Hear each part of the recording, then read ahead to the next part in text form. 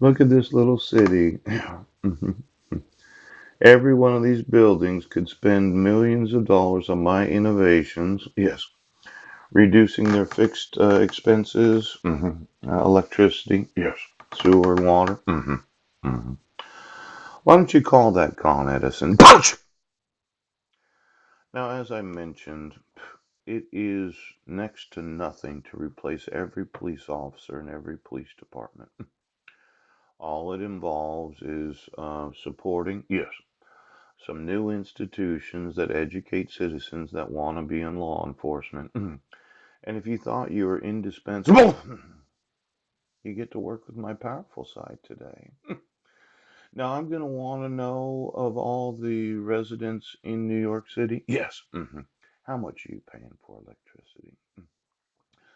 See, the innovation, yes, at those temperatures, phew, I can convert, well, from let's say 4,000 degrees to approximately 180 to 200 degrees. Yes, all that steam to fresh water, sell it to the municipality. Yeah, let's go ahead. And I can convert that steam to electricity, and I could sell that to the electric grid. Yeah.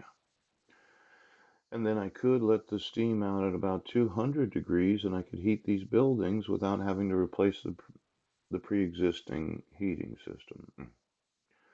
Now, let's say I wanted to heat it up there. Oh, for every cop in New York City that said, I'm not going to prison, all it takes is some more institutions to educate those that want to be in law enforcement. Did you go to the police academy? Did you graduate from there? Yes. Did they tell you about the enforcement of the laws?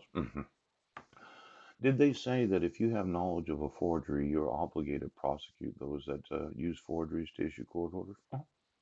How about due process, civil rights? You know, let's look at it.